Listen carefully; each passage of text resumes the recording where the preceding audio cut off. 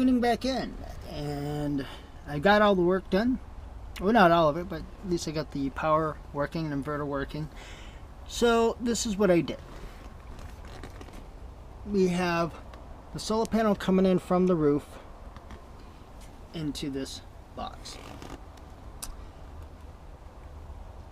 We have the solar main input, engine charge controller, generator charge controller, and house charge controller. Now, let's get into the guts of this. So, basically, I have the one series of 4 panels that are going into this 130 amp circuit breaker. I'll be adding more panels in the back of the roof. That's what will go here, because I don't want to max out. So 30 amps here, 30 amps here. These would handle it no problem. I'm not going to get into that. I basically just use regular 110 circuit breakers just to have a shut off switch, so if I ever needed, which it's off now, to shut off and separate the solar panels from the entire system. Lightness, dry X, whatever, which I'm going to be going into that later. I am going to add a lightning surge protector in the system on the 110 side and the 12 volt side, and when I get those I will actually film that install so you know how to hook it up. But this is basic because it's only 12 volt and it's just 2 lines. So the hot wire goes in here, the plus, positive, and down here is, if I can see this, so, there we go. This is your ground. Okay, now the main power goes in here directly to this switch, then powers this the bus, which is there's a rod that goes all the way through all these to all these. That's why when you pop them out, they're disconnected. When you pop them in, you're connected. Okay, so they're all off right now, and I'll explain why in a little bit. So the power comes in directly to here from the solar panel. When I add the other ones, I'll put it in this one, and then it goes through this circuit breaker, hits the bus bar on the plus side, and then it comes down. What is this wire? This wire is because this is the main, which is separate from here, so I had to jump it from here to here. So if I kill this, it kills everything. Okay, so I just need to loop it down in here to hit this other side. You can buy a fuse box that has the 1 bus board, but I got this one because it had 2 separate, and I wanted to separate them completely because I'll be adding some stuff later. Amp meter and all that stuff, so I want to be able to gauge. I'm going to build a huge thing over here with amp meters and everything else, so I can monitor what's coming in from the solar panels with the for wattage, amperage, how much is coming in and then how much is going out, just to monitor, see what kind of wattage I'm creating, and then I'll know what the meter says on the inside, what the inverter's putting out, and just so I can watch everything. So anyways, so that's how this is hooked up. Like I said, it comes in, hits the bus bar, goes through, then hits these, and then out. Now these white wires are this is going out to the inverters. I'm not the inverters, sorry. These are going out to the charge controllers. So there's one charge controller for the engine batteries, there's one charge controller for the generator batteries, and then there's the one charge controller for the MPPT controller for the house batteries, which is the inverter batteries to convert to 110, as well as 12 volt. I'll get there. No, sorry if I'm confusing you. So again, all these are positive, and then the grounds going to those. Okay, so that goes out to, I'm gonna go in here because we're only covering, I'm covering this in the way that it's ran. Okay, so it goes into, into these charge controllers. Okay, so the charge controllers, I'm sorry, I have no light. Had a little problem as far as I dropped the camera. So anyway, I wish I could. Well, maybe I can get a flashlight and see if I can light this thing up. Can I hit it in an angle so you can see it? Well, not. Let's see. Can I do it like this? I guess that would work. So anyway, yeah. So you can monitor what your solar panel's doing and what it's bringing in. So this is the house charge controller, which is an MPPT controller. They charge very well.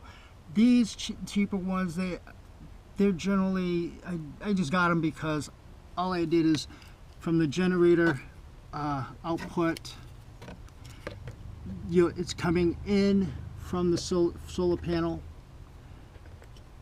out to the battery of the generator. Okay, then I have this one. I have light down here. This one goes to the engine battery, and from that solar panel switch out to the engine batteries. So that way, solar panels, I'm keeping those batteries fresh all the time. You know, because I just like the idea of having a backup plan to a backup plan. I'm not going to go into all the switches and changes and stuff that I have, but we'll cover that on another day. Then from the battery, I did have a load coming in from the battery, but then I changed that. I pulled all that wire out. This is the fuse box that covers all the 12-volt lights inside the boat. 12 volt to the refrigerator, which is 12 volt and 110 or 120 volt. Anything that's 12 volt in here comes out of this box. And this one's only for the house power. Okay.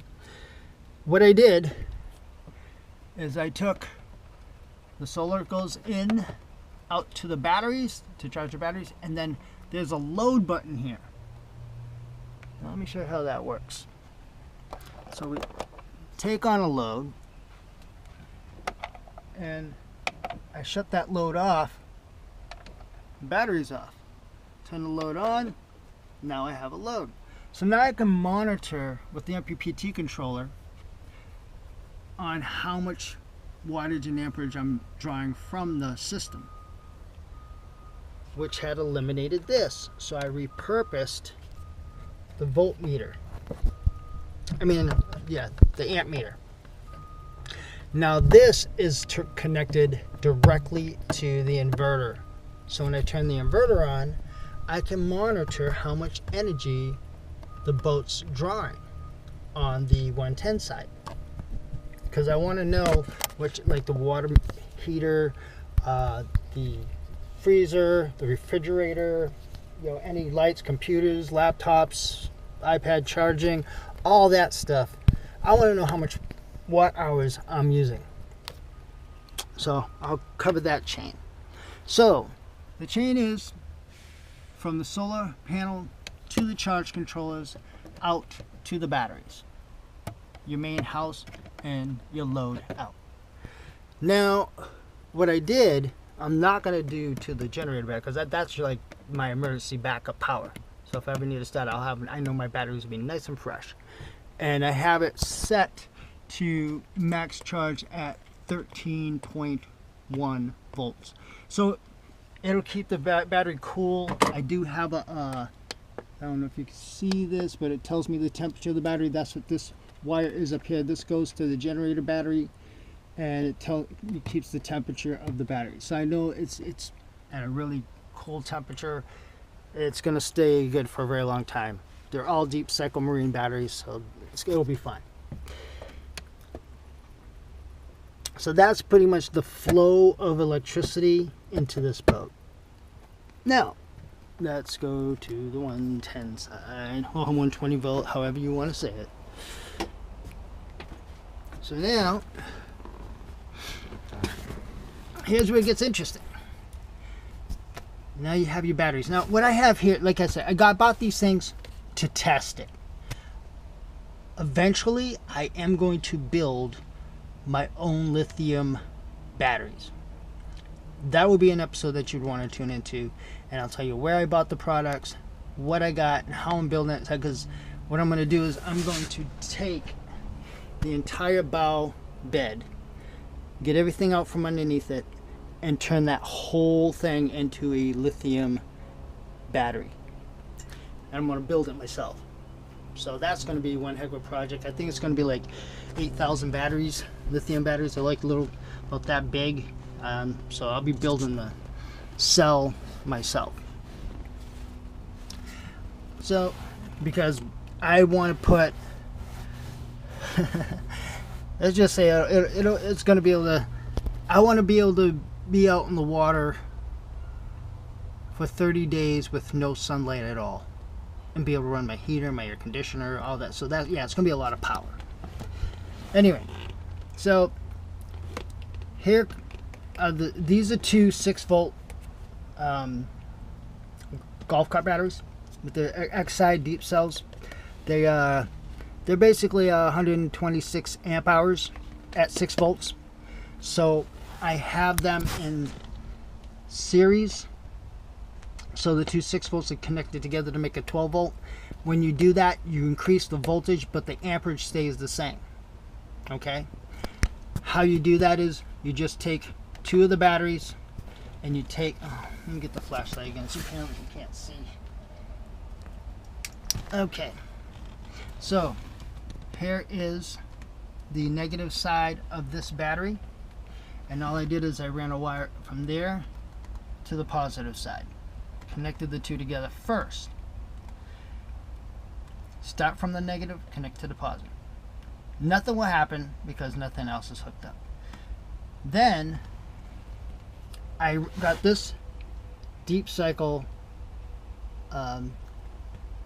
battery, marine battery, and just threw it in there because I just wanted to get more amperage because I have the inverter in now.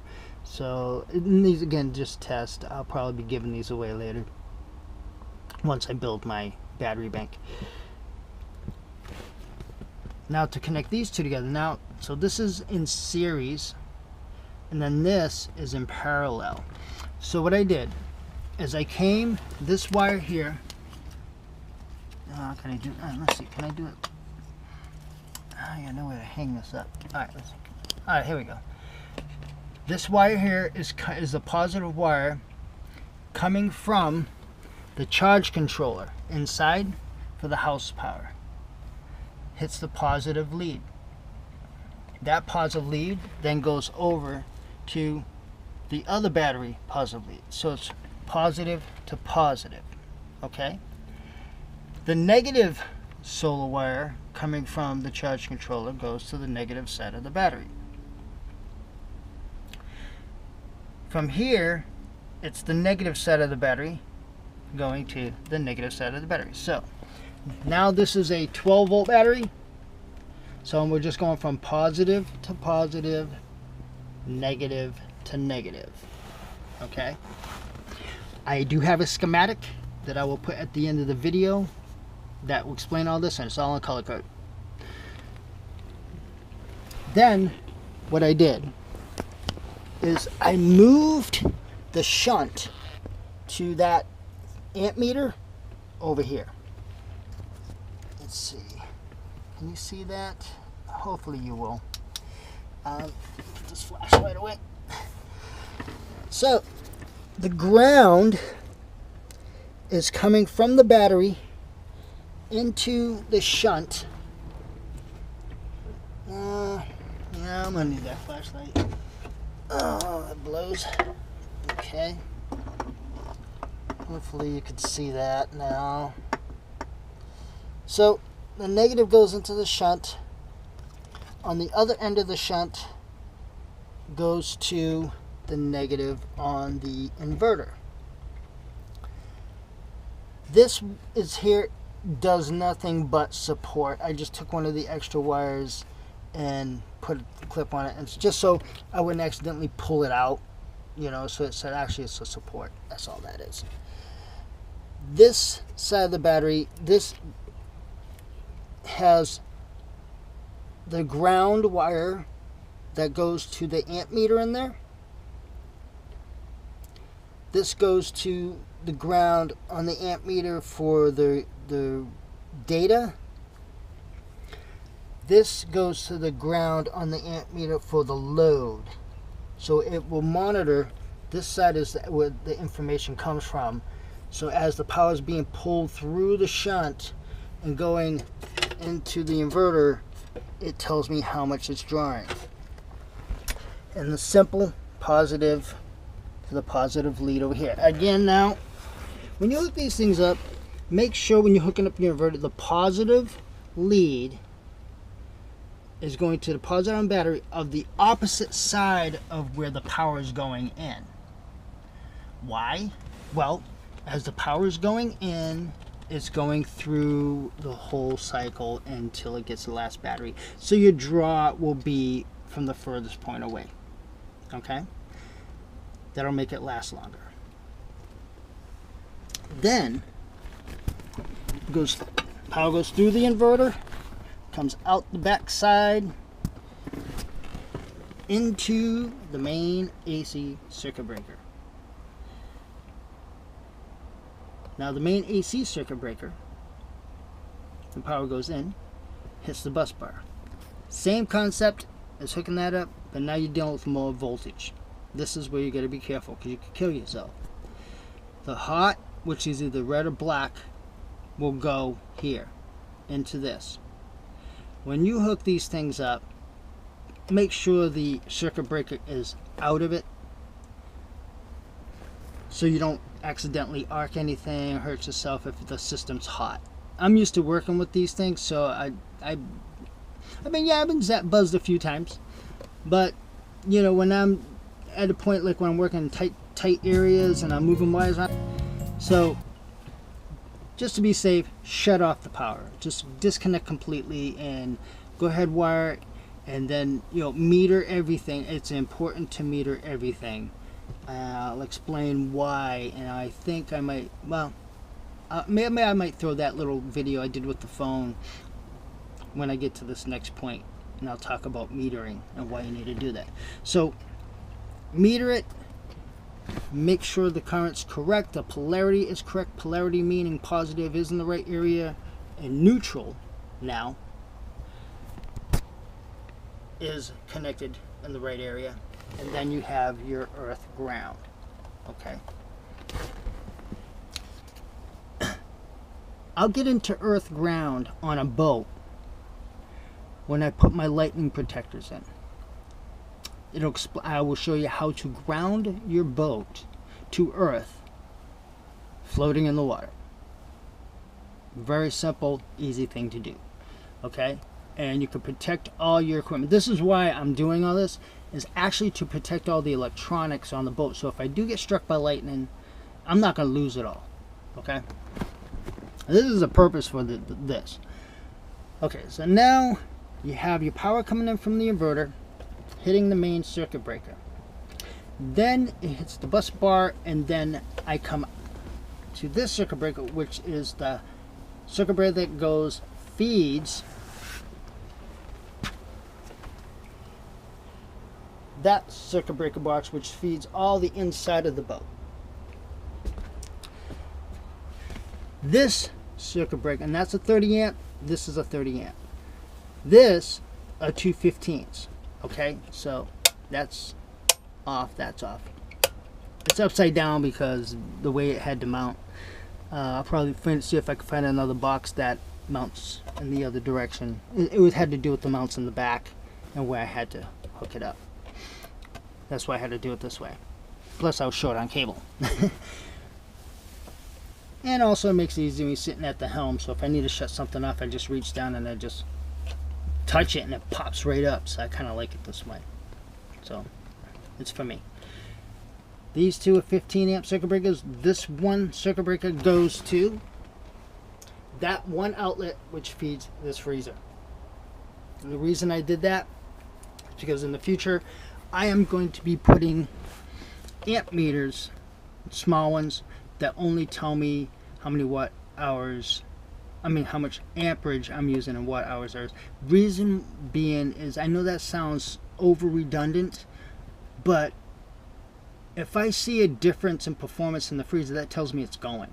And I want to know that. So if it's starting to drain more juice over time, I know something's gone wrong. I need to replace it.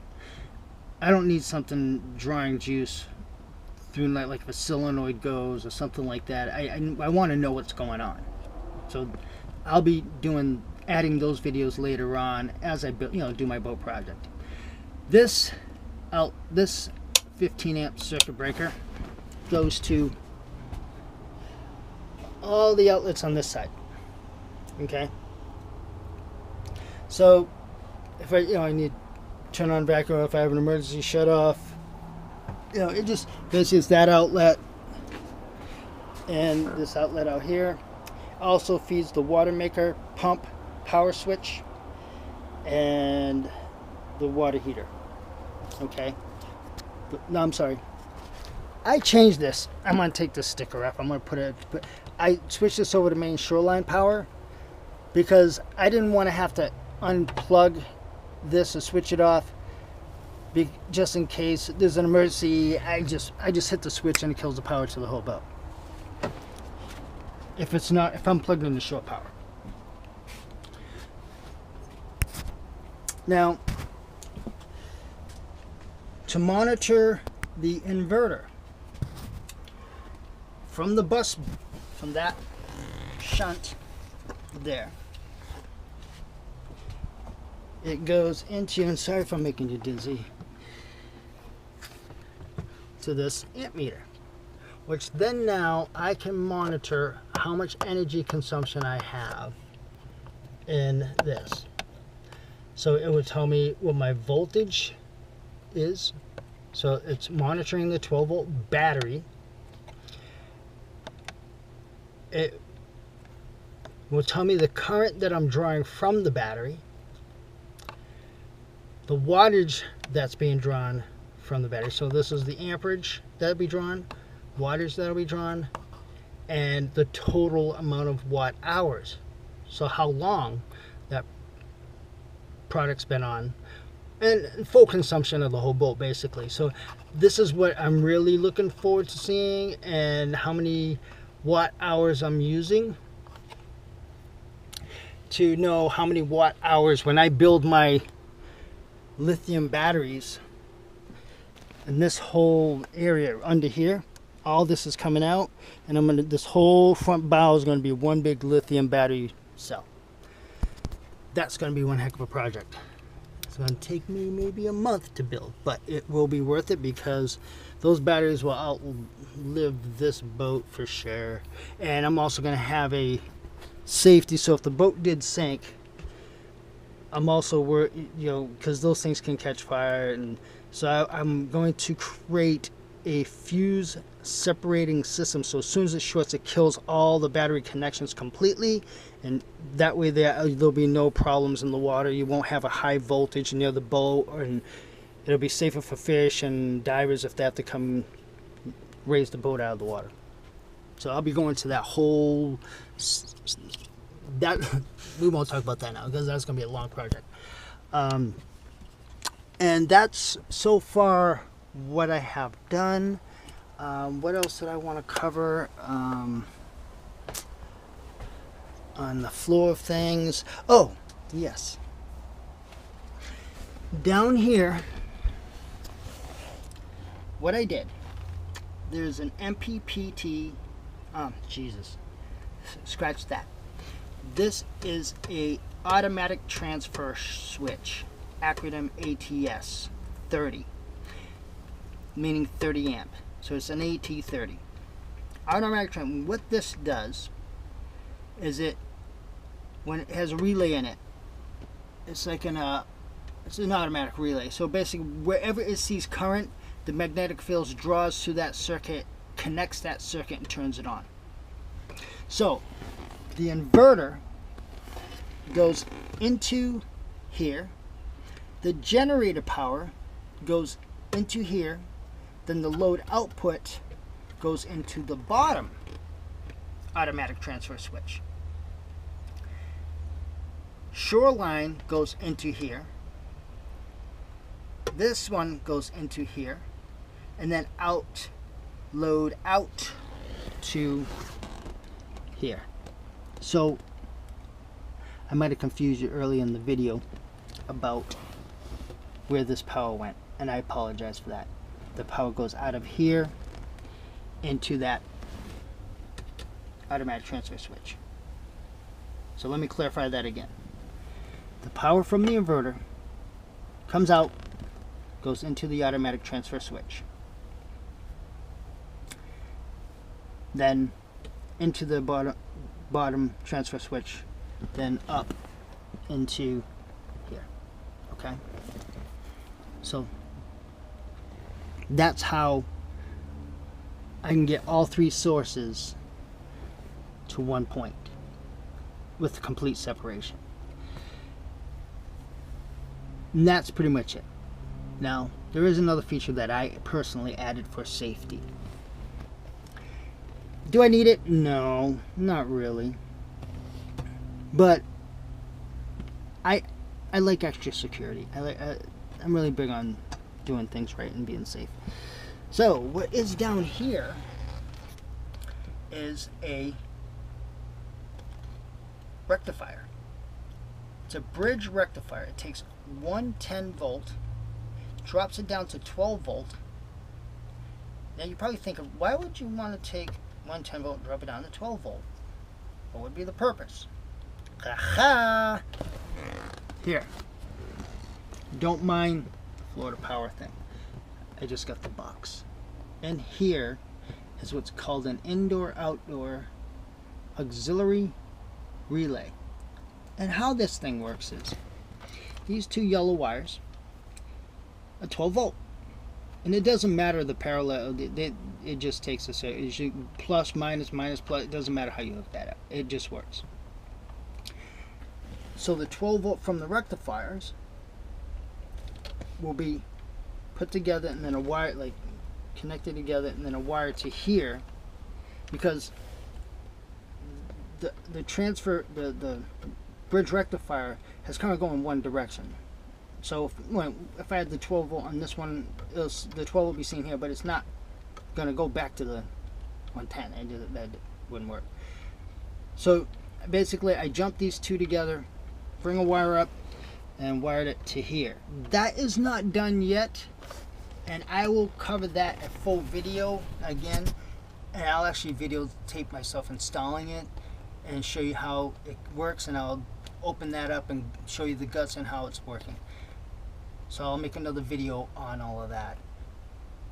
The problem is I metered. Now we talked about earlier in the video why metering is so important. I hooked these things up and I metered it, and I was getting 48 volts out of these, and I'm like, what the heck's going on? Well, I had ordered the 12 volt ones. They sent me the wrong ones. So if I had hooked this up, it would have burnt this thing out, and it probably would have caused me a fire. So metering's really important, and people, wholesale stores online, take note. If you're sending these things, you don't know if the person's a novice or professional. You don't know if they know what they're really doing. They might be experimenting with something. You may cause to kill somebody or hurt somebody if they don't take the time to meter. If they might not even have a meter. They might go, oh yeah, well it must just work, and plug it in. And next year, be more responsible. Talk to your shipping people who work in the loading docks and say, make sure all the products are on the right shelf. So anyways, I gotta order more. I mean, these are inexpensive, so I'm not really upset. I think I paid like $18 for 3 of them. So, and how you hook these up? All right, let me pull one out of the box so I can show you how this hooks up. So, here is a bridge rectifier. Now, when you get these in the mail or you go to store and buy, they only have print on one side, plus an AC. Now, an average person who's never worked with bridge rectifier may say, oh, okay, this must be the AC side, and that must be the DC side. That was what common sense would tell you. But no, it's a bridge rectifier. So that means the AC is diagonal. Okay? That's very important, because if you hook up AC here, you cook the whole cylinder, it's going to be hot as hell, and it's going to eventually catch fire. And it's not going to work. So, that's why I had wrote on it, so I would not make the mistake. I put hot, AC hot. Then, on the diagonal side across from the DC side, I put the ground negative, DC, AC, neutral, or negative, but it's actually AC would be called neutral. Then you have the DC positive. Okay, so AC diagonal, DC diagonal. Where the print is, this is the positive side or the hot side. The back side would be the negative side. I'll repeat that one more time. Diagonal, just think the X. Okay? That's how a bridge rectifier works. So it takes 110 volt, 120 volt AC in and puts out. Depending on the number, let me show you that again. I don't know, I think I'm going to roll it all over it so you can't see it. But the product code number, which is at the bottom, make sure before you hook it up, if you order one online, print a copy of the page that you ordered it from, have the paper ready so when you get it, check those numbers, make sure it's the same number that they say, and then still meter it. Because they may have just posted any rectifier, just do it on the table and say, okay, well, just because it's a rectifier, we'll just throw it up there. And then thinking that you know what you're doing. Because that's probably what they did. I mean, because they showed this one with this product number, but the print said 12 volt out. This is 48 volts out. So, meter. Okay, so anyways, so the 12 volt out would go into here, to this auxiliary relay. I have the hot lead that went into the transfer switch from the inverter. I tapped that to here. The black wire from the inverter goes directly to this. So what it does is when the shoreline power goes on, which is the top one, or the generator power goes on, it will turn this on, which will disconnect the inverter power. Why would I want to do that? Well, if I accidentally forget to shut the thing off and I go plug it into shoreline power, and next thing you know, I have a problem. Now, would that happen? No. I have shoreline power on. I just turned it on. It's not a problem. Rectifier is not in place because this does have its own protection in it. But I'm thinking, you know, over time of forgetting, turning things on and off, could plug it in. You know, if I do go to shoreline, or if I turn the generator on and I leave this on, or would it actually do damage? I don't know. But I don't want to take that chance. I want this to be in here for the duration and till the boat evaporates. Okay? I want this to last a long time. Plus, I only paid $300 for it. $299 plus tax. This thing's super light. I had a video on when I opened up the package. I think it weighed like 8 pounds. Because it doesn't have all those fancy features. It's just an inverter. And it's a 3,000 watt pure sine wave inverter with a 7,000 watt peak. That's all I need. Oh, and on the shunt, that is going to be temporary. I have to get a bigger shunt. That's only 100 amp because I had it hooked up to the fuse boxes before. So I repurposed it, and it's only temporary. I'm going to get a bigger shunt, like a 500 amp shunt, because this is 3500 watts. 100 amps not going to cover it. Why? Well, 12 volts times 100 is 1200 watts. 3500 watts. I need a 500 watt. So I'm going to change that. And when I change that, I'll go into the install of that. I'll go into the install of the meters that I'm going to be buying for this, the ins, outs, and throughs, as well as for the freezer, so I know what it's drawing and to keep its maintenance up. And so a lot of these things are going to have meters on them and viewpoints from the helm and inside. So I'll be going through all that. If you wonder what that was obviously the remote for the inverter. Let's see, what didn't I cover? So this is just a safety thing that I do. You don't have to do it. I just did it. So if you want to eliminate the rectifier in this, go right ahead, because you could still put this in play. Other things I'm going to cover, I think I'm going to stop there so I don't bore you too much. I'll throw up the schematic about now, and in the future I'm going to be covering the furnace that I built for the boat. Well, I didn't actually build, well, yeah, I guess I could say it. Well, I repurposed it and rebuilt, we'll say, and customized it. I didn't film that because it was getting really cold and I was worried about the pipes freezing. Yeah, cold in Florida, imagine that. It didn't work. I got it for free, so I hooked it up and I rebuilt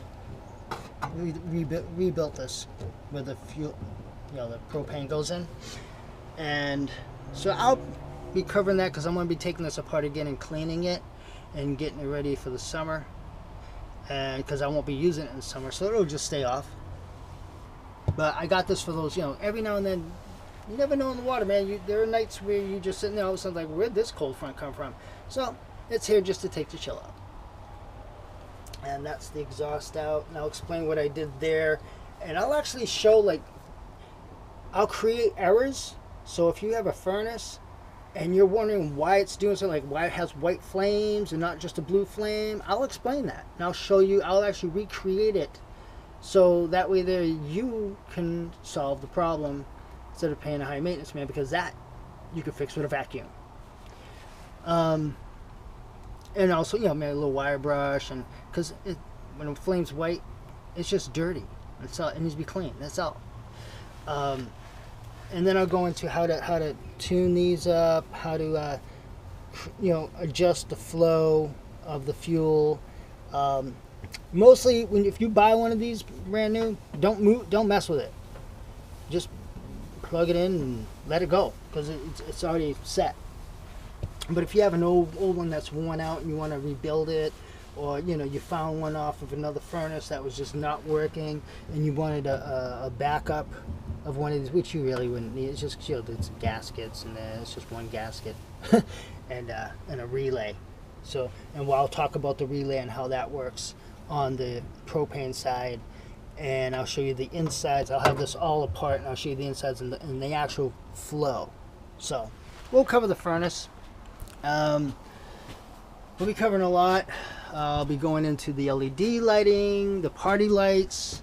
That'll be like near the end, like once I have all this stuff done. I'll be covering, the installs, where I order the lights, and basically I'm trying to backtrack through my bank account of how much I spent, because a lot of receipts I just ended up throwing away because I wasn't thinking about doing this until my daughter told me she wanted me to film it. So I'm going to try to backtrack and put together a cost. And I did save the web pages where I ordered things, but I will try to get as accurate as possible on what it actually costs to build this. And we'll talk soon. Thanks for viewing, and have a fantastic day. Bye. One more thing. If you like the video, please give me a thumbs up, subscribe. Oh, and it doesn't cost anything to subscribe. It will help me out so I can get my own URL. Also, go to my Patreon page. Some of the music that you hear in my videos, I actually wrote them, produced them. I have them available on my Patreon page. Free. Download. I'm free in the music. I got like over 200 songs I've written in my lifetime. And I decided I'm just going to give them away. Why sit on them? You know, might as well let people enjoy them. So, anyways, like, subscribe, and thanks for watching.